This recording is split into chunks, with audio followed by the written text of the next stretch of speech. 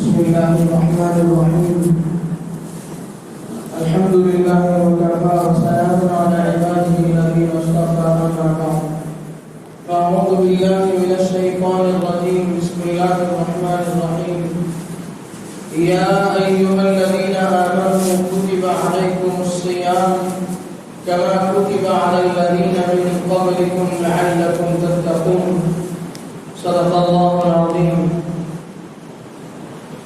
محترم بزرگ و دوستو، اللہ تبارک و تعالیٰ کا فضل اور اس کا احسان ہے کہ اللہ تبارک و تعالیٰ نے مجھے اور آپ کو ماہ مبارک کی پہلی رات اور وہ بھی جمعے کی بابرکت ساعات سے اس مہینے کا آغاز فرمایا۔ اللہ تعالیٰ اس کا اختتام بھی بڑے اچھے انداز سے ہمیں کرنے کی توفیق نصیب فرمائے اور اس پورے مہینے کی صحیح قدر دانی کی توفیق عطا فرمائے۔ بزرگان محترم، ابھی میں نے آپ حضرات کے سامنے جو آیت تلاوت کی ہے وہ سورہ بقرہ کی آیت نمبر 183 ہے۔ آج جو سورت پڑھی گئی وہ سورہ بقرہ ہے۔ سورہ فاتحہ کے بعد دوسری بڑی سورت ہے اور قرآن کی سب سے بڑی سورت ہے۔ اس سورت کی 183 نمبر آیت ہے۔ اور اس کے بعد والی آیات میں اللہ تبارک و تعالی روزے سے متعلق احکامات اور اس کے فوائد ارشاد فرماتے ہیں۔ آیت کا ترجمہ سن لیجیے۔ فرماتے ہیں یا ایھا الذین آمنوا، اے ایمان والو، کتب علیکم الصیام، تم پر روزے فرض کیے گئے ہیں، تم پر روزہ فرض کیا گیا ہے، کما کتب علی الذین من قبلکم، جیسا کہ تم سے پہلے لوگوں پر فرض کیا گیا تھا، لعلکم تتقون، تاکہ تم تقوی اختیار کر سکو۔ بزرگان محترم، یہ اللہ تبارک و تعالیٰ نے اس آیت میں فرمایا کتب علیکم الصیام، روزہ تم پر فرض کیا گیا۔ فرض کسے کہتے ہیں؟ سب سے پہلے اس بات کو سمجھنا چاہیے کہ ہم لوگ فرض کا لفظ سنتے رہتے ہیں، نماز فرض نماز ہے، فرض زکوٰۃ فرض ہے، روزہ فرض ہے، حج فرض ہے مستحقین پر۔ فرض کا لفظ کیا ہے؟ فرض ایک شرعی اصطلاح ہے، شریعت کا ایک لفظ ہے۔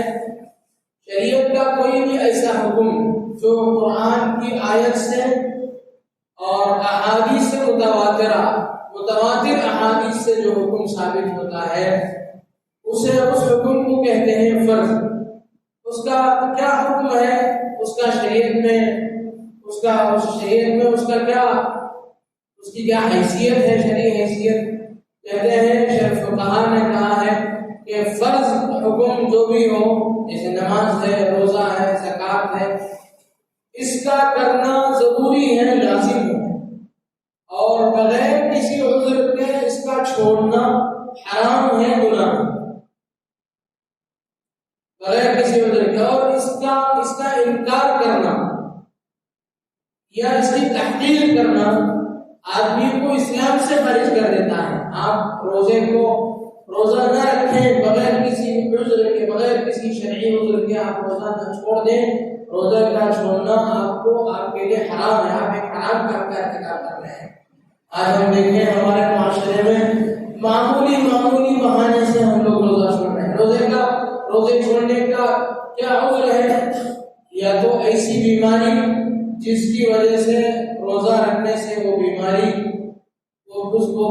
کی وجہ سے ڈاکٹر روزہ رکھنے سے منع کرتا ہے، یا انسان کو اس بات کا خوف ہے کہ اگر روزہ رکھے گا تو بیماری بڑھ جائے گی، روزہ اس کے لیے اس بیماری کے ساتھ ساتھ ناقابل برداشت ہے، تو پھر وہ روزہ رمضان میں چھوڑ سکتا ہے اور رمضان کے بعد جب اسے صحت ملے گی اس کی قضا کرے گا، ایک روزے کے بدلے میں ایک روزے کی قضا کرے گا۔ اسی طرح سفر میں ہے تو اس میں بھی اختیار ہے کہ آپ روزہ رکھ سکتے ہیں، روزہ چھوڑ سکتے ہیں، چھوڑنے کا اختیار ہے، لیکن سفر سے واپسی کے بعد، رمضان گزرنے کے بعد اس روزے کی قضا کرنا آپ پر ضروری ہے۔ تو یہ روزہ اللہ تبارک و تعالیٰ نے مسلمانوں پر فرض فرمایا ہے۔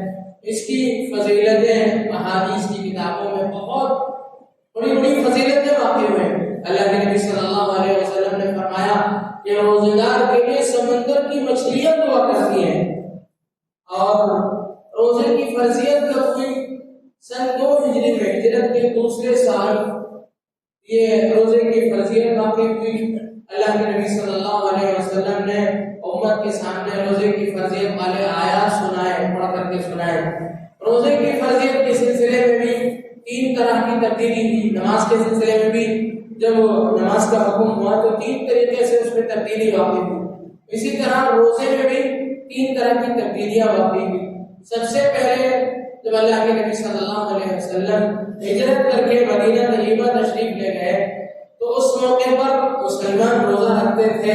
اللہ کے نبی صلی اللہ علیہ وسلم نے مسلمانوں کو روزہ رکھنے کا حکم فرمایا۔ وہ روزہ ہر مہینے کی 3 دن کا روزہ ہے، یعنی چاند کی 13ویں، 14ویں، 15ویں تاریخ کا روزہ ہے، وہ روزہ ہوتا تھا۔ اسی طرح عاشورے کا روزہ رکھنے کا حکم فرمایا آپ علیہ السلام نے۔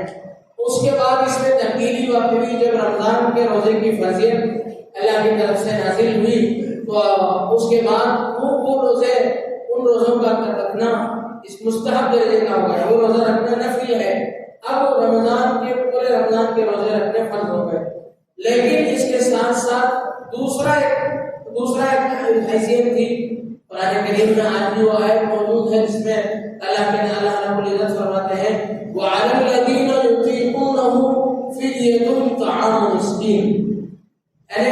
جب ابتداء روزہ فرض کیا گیا تو امت کے حالات کی رعایت کرتے تھے۔ اب یہ بھی روزہ ایک بڑا حکم، ایک مشکل حکم ہے، اب اچانک سے اسے کیسے لاگو کیا جائے؟ تو اللہ تبارک و تعالیٰ نے اختیار دیا کہ روزہ ہے، روزہ رکھو، لیکن اگر کوئی روزہ نہیں رکھنا چاہتا ہے تو وہ فدیہ دے سکتا ہے۔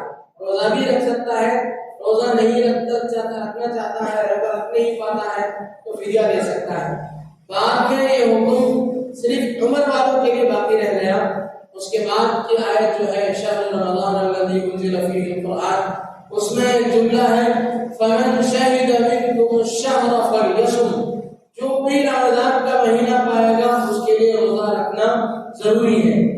جب یہ آیت نازل ہوئی، جب یہ آیت کا ٹکڑا آیا تو پھر ہر آدمی کے لیے بغیر کسی اختیار کے روزہ رکھنا فرض ہو گیا۔ اب وہ جو حکم تھا روزہ رکھنے کا اختیار ہے، چاہے روزہ رکھے چاہے فدیہ دے، وہ ایسے عمر رسیدہ لوگوں کے لیے ہے جن کو پھر روزے کی طاقت واپس لوٹنے کی امید نہیں ہے۔ ایسے آدمی کے لیے اختیار ہے کہ آدمی چاہے تو روزہ رکھ سکتا ہے، چاہے تو روزہ چھوڑ سکتا ہے اور اس کے بدلے میں فدیہ دے سکتا ہے۔ فدیہ کیا ہے؟ رمضان گزرنے کے بعد یا جب سے روزہ اس پر فرض ہوا اس وقت سے آدمی ہر روزے کے بدلے میں ایک صدقۃ الفطر کی مقدار صدقہ کرے، کسی غریب مسکین کو دے۔ تو بزرگان محترم، اللہ تبارک و تعالیٰ نے یہ روزہ ہمارے اوپر فرض فرمایا، اس کے بہت سے بے شمار فائدے ہیں۔ آئندہ جملے میں اللہ تبارک و تعالیٰ نے فرمایا کما کتب علی الذین من قبلکم، امت کو یہ بتانا مقصود تھا کہ روزہ صرف تمہارے اوپر فرض نہیں کیا گیا بلکہ پچھلی امتوں میں بھی روزہ تھا۔ پچھلی امت کہاں سے ہے؟ حضرت سیدنا آدم علیہ السلام کی پیدائش سے لے کر اللہ کے نبی صلی اللہ علیہ وسلم کی بعثت سے پہلے تک جتنی امت ہے سب کی سب پچھلی امت میں شمار ہے سب کا، اور اس کی کیفیت نہیں بتائی گئی کہ کیسے، کیفیت میں مثال نہیں ہے جیسے وہ لوگ روزہ رکھتے تھے ویسا روزہ تم لوگوں کو رکھنا ہے، ایسا نہیں ہے، بلکہ پچھلی امتوں کا روزہ مختلف تھا۔ آج بھی بہت سی قومیں، بہت سے مذاہب روزہ رکھتی ہیں، بہت سے مذہب کے ماننے والے روزہ رکھتے ہیں، لیکن ان کے روزے میں ہمارے روزے میں بہت فرق ہے۔ مسلمان مذہب اسلام ہر مسلمان طاقت رکھنے والے کے لیے روزہ فرض قرار دیتا ہے، دوسرے مذہب میں ایسی بات نہیں ہے۔ روزہ ایک اختیاری چیز ہے، عبادت کر کے آپ روزہ رکھ کر کے آگے بڑھ سکتے ہیں، دیوی دیوتاؤں کے قریب ہو سکتے ہیں، اس طرح کی بات ہوتی ہے۔ اور اسی طرح جیسے روزے میں اسلام میں ہر طرح کے کھانے پینے سے چھڑایا گیا ہے، وہاں ایسی پابندی نہیں ہے۔ دوسرے مذہبوں میں کچھ مخصوص کھانے ہیں وہ نہیں کھانا ہے، باقی کھانے کھا سکتے ہیں۔ تو اللہ تبارک و تعالیٰ نے ہمیں ایسا مذہب عطا فرمایا جس سے روزے کا مقصد بھی ہمیں پورا حاصل ہوگا۔ روزے کا مقصد کیا ہے؟ اللہ اللہ تبارک و تعالیٰ نے اس کے بعد والے جملے میں فرمایا لعلکم تتقون، تاکہ تم تقوی اختیار کر سکو۔ تقوی اللہ کا خوف کیسے ہمارے دل میں آئے گا؟ اللہ کے نبی صلی اللہ علیہ وسلم کی حدیث ہے، ترمذی شریف کی روایت موجود ہے، حضرت ابو ہریرہ رضی اللہ عنہ راوی ہے۔ اللہ کے نبی صلی اللہ علیہ وسلم سے حضرت ابو ہریرہ فرماتے ہیں آپ علیہ السلام سے پوچھا گیا کہ جنت میں لوگوں کو داخل کرنے والی سب سے زیادہ داخل کرنے والی چیز کون سی ہے؟ آپ علیہ السلام نے فرمایا کہ تقوی اللہ، اللہ کا ڈر، اللہ کا تقوی، پرہیزگاری، اور دوسری چیز فرمایا وحسن الخلق، اچھے اخلاق۔ یہ دو چیزیں ایسے ہیں جو انسانوں کو زیادہ سے زیادہ جنت میں داخل کریں۔ اور فرمایا پھر صحابہ نے پوچھا یا رسول اللہ تو ایسی چیزیں بھی بتا دیجیے جو لوگوں کو زیادہ سے زیادہ جہنم میں داخل کرنے والی ہو۔ آپ علیہ السلام نے فرمایا الفم والفرج، انسان کا منہ اور اس کی شرمگاہ، یہ دو چیزیں ایسی ہیں جو انسان کو زیادہ سے زیادہ جہنم میں داخل کرنے کا سبب بنتی ہے۔ آپ دیکھیں روزوں میں انہی دو چیزوں پر پابندی ہے۔ آدمی غلط بات نہیں کر سکتا ہے، حرام غذا نہیں کھا سکتا ہے، اور نفسانی خواہشات کو پوری نہیں کر سکتا ہے، اور روزے کے ذریعے سے اسی کی ٹریننگ دی جا رہی ہے گویا کہ آدمی اس پر کنٹرول کر لے۔ اللہ کے نبی صلی اللہ علیہ وسلم نے ایک دوسری حدیث میں ارشاد فرمایا کہ جو بندہ میرغلی ما بین لحیہ وما بین جنبیہ اضمن لہ الجنہ، جو بندہ دو جبڑوں کے درمیان میں رہنے والی چیز یعنی زبان اور دو پیروں کے درمیان میں رہنے والی چیز یعنی شرمگاہ، اس کی حفاظت کی ذمہ داری لیتا ہے، اللہ کے نبی صلی اللہ علیہ وسلم نے فرمایا کہ میں اپنی ذمہ داری میں لیتا ہوں کہ میں اسے جنت میں داخل کر کے رہوں گا۔ تو رمضان کا یہ مبارک مہینہ ہے، اس میں روزہ ایک اہم ترین عبادت ہے، اس کا رکھنا فرض ہے اور اس کا چھوڑنا گناہ ہے، وہ گناہ کبیرہ ہے اور حرام ہے۔ بغیر عذر کے اس کا چھوڑنا بہت بڑا گناہ ہے۔ اگر ہم کسی مجبوری سے روزہ رکھ نہیں پا رہے ہیں تو اس کا اظہار نہیں ہونا چاہیے۔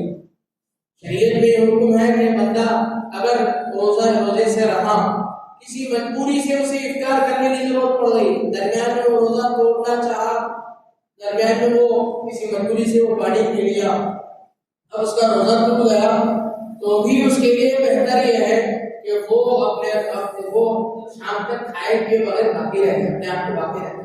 اتنا شریعت نے روزے کا لحاظ کیا ہے۔ آج مسلمانوں کی بڑی اکثریت ایسی ہو گئی ہے کہ ہم لوگ روزہ چھوڑتے بھی ہیں اور کھلے عام ہوٹلوں میں جا کر کے کھانا کر دیتے ہیں۔ اس لیے اللہ کے نبی صلی اللہ علیہ وسلم نے گناہ کے کھلا کرنے کو بہت بڑا جرم قرار دیا ہے۔ دو طرح کے گناہ، ایک تو یہ ہے کہ آدمی چھپ کر گناہ کرے اور مجمع میں آ کر کے اس گناہ کا اظہار کرے کہ رات کو میں نے یہ غلطی کی ہے۔ اللہ کے نبی صلی اللہ علیہ وسلم نے فرمایا اسے مجاہر فرمایا کہ ایسے آدمی کی بخشش اللہ تعالیٰ نہیں فرمائیں گے۔ اور اسی طرح جو آدمی کھلے عام فرض روزے کی فضیلت کو چھوڑے، روزہ جیسا اہم ترین فرض کو چھوڑے اور کھلے عام ہوٹلوں میں بیٹھ کے کھائے، بہت بڑا گناہ ہے۔ اس لیے مجھے اور آپ کو اس سے بچنے کی ضرورت ہے۔ اللہ تبارک و تعالیٰ نے اسی میں آسانی کے لیے فرمایا تم سے پہلی امتیں بھی اس طرح کی مشقتیں برداشت کی ہیں، اس لیے تمہیں بھی اس دین کے جو فضائل ہیں اسے حاصل کرنے کے لیے اپنے آپ کو روزے کا عادی بنانا چاہیے۔ جن حضرات کو اب تک روزہ رکھنے کی عادت نہیں ہے ان کی بھی یہ کوشش ہونی چاہیے کہ اس سال میں زیادہ سے زیادہ روزہ رکھنے شروع کروں گا اور اگلے سال انشاءاللہ مکمل روزہ رکھوں گا۔ روزہ چھوڑنے کی شریعت میں بغیر کسی عذر کے چھوڑنے کی ہرگز اجازت نہیں ہے اور اس کی کوئی تلافی کی صورت نہیں ہے۔ اللہ تبارک و تعالیٰ سے دعا ہے کہ اللہ تبارک و تعالیٰ ماہ مبارک کی قدردانی کی توفیق نصیب فرمائے۔ آمین۔ الحمد للہ رب العالمین۔